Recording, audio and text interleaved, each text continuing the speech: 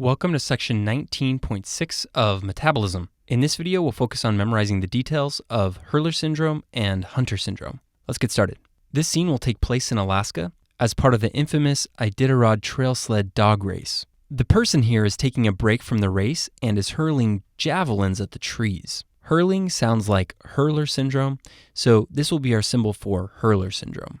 Notice that this athlete is wearing sunglasses to protect his eyes from the bright reflection of the snow. If you look closely, you can see that the blue clouds are reflecting off of the glasses. The glasses represent the cornea, and the cloud reflection represents corneal clouding. For step 1, you should know that one of the clinical features of Hurler syndrome is corneal clouding. So sunglasses with blue reflection for corneal clouding. In order to make javelin hurling an effective use of time, it would probably be a good idea to have some sort of target in order to assess accuracy, right? So in this story, our athlete character has placed a gargoyle target on the trees for this purpose. The gargoyle here should help you remember that one of the clinical features of Hurler syndrome is gargoylism. Gargoylism refers to the dysmorphic facial features seen in Hurler syndrome, including an upturned nose and thickened gums. So gargoyle for gargoylism. Okay, let's zoom up on the gargoyle so you can see some of the details better. Notice that the gargoyle is pinned up against the tree at the hips with a little red pin. Hip pin sounds kind of like heparin sulfate, so this represents heparin sulfate, which is one of the accumulated substrates in Hurler syndrome. This is also accumulated in Hunter syndrome, which we'll talk about in a second. So hip pin for heparin sulfate. Notice that the spelling of heparin is different from heparin. Heparin with an IN is an anticoagulant. Heparin with an AN is the accumulated substrate in Hurler syndrome. Okay, while we're zoomed up on this gargoyle, let's discuss another point. Notice that one of the javelins is in the gargoyle's neck area. Obviously, the athlete needs a lot more practice because he totally missed the target. This javelin is here to help you remember that one of the clinical features of Hurler syndrome is airway obstruction. So javelin in the neck for airway obstruction. Okay, now let's zoom out and continue with our story. If you've ever been at a target range or out to shoot for fun, you may have used cans for target practice. So in this story, we've added some used dirty cans that this athlete may use once his gargoyle target is obliterated.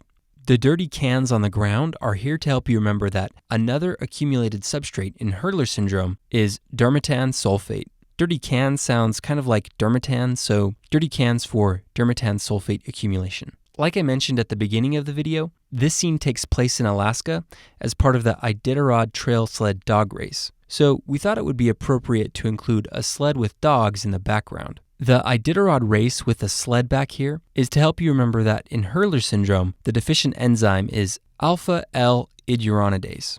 Iditarod sounds like iduronidase, so this sled should help you remember the deficient enzyme. Notice that the sled is in the background and at a lower level from where the athlete is. This is to help you remember that alpha-L-iduronidase is the deficient enzyme. So Iditarod race with the sled down low for low levels of alpha-L-iduronidase. Okay, now let's turn our attention to this javelin stuck in the trunk of this small tree back here. This guy must be a terrible aim. Not only did he hit the gargoyle in the throat, but he also managed to hit this small tree that's at least 10 feet away from his target. Maybe he'll consider hiring a coach to help him out. Anyways, this javelin stuck on the small tree is here to help you remember that one of the clinical features of Hurler syndrome is developmental delay. Notice that as you move back from the gargoyle to this small tree, the trees get progressively smaller. The tree that has been struck is the smallest tree and is obviously experiencing some sort of developmental delay compared to the trees around it. Also, the damage inflicted from the javelin will most likely delay its development even more. So, javelin in the small tree for developmental delay. Because this is a sled dog race, it would be fitting to include some dogs in the image, right? So we've included this eager-looking Dalmatian dog as part of the story to help you remember that one of the clinical features of Hurler syndrome is hepatosplenomegaly. If you look closely at the dog, you'll notice this spot that is shaped like a liver. So liver spot for hepatosplenomegaly.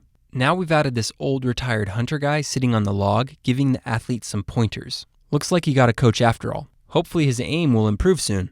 From the image, you can tell that this hunter is retired because he looks old and he also has a gun bag sitting next to him. He isn't actually using his gun. He just brings it along in the gun case to teach others about hunting. So, old hunter with gun case for Hunter syndrome. If you look closely at the gun case, you can see that there are multiple lizard designs inscribed in the case. The lizard is here to help you remember that both Hunter and Hurler syndromes are lysosomal storage diseases. So lizard for lysosomal storage disease. Hunter syndrome has been included in this image because it's very similar to Hurler syndrome. In fact, the accumulated substrate, deficient enzyme, and clinical features are all similar, so we don't need to discuss those ideas again. However, Hunter syndrome is considered a mild form of Hurler syndrome, with a few differences which we'll discuss now. Notice that unlike the athlete who is wearing sunglasses, the retired hunter has glasses on top of his head. Also notice that they're not blue, they look completely clear. This alludes to the idea that there is no corneal clouding in Hunter syndrome. So clear glasses on top of head for no corneal clouding.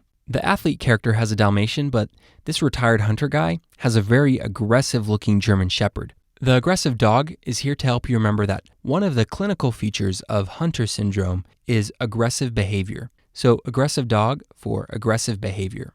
Okay, one last point. We have a separate video to help you memorize all of the X-linked recessive disorders, but you should know that Hunter syndrome and Fabry disease are X-linked recessive lysosomal storage diseases, while all of the other lysosomal storage diseases are autosomal recessive. Because we haven't included anything for Hurler syndrome, you can assume that it must be autosomal recessive. We also didn't want to include an X on this image to confuse the inheritance of Hurler and Hunter syndrome. However, recall from this image, which is to help you memorize all of the X-linked recessive disorders, that the old retired hunter guy right here represents Hunter syndrome. Hopefully by remembering this image, you can recall that Hunter syndrome is an X-linked recessive disease. And with that, you should have everything you need to memorize about Hurler and Hunter syndromes.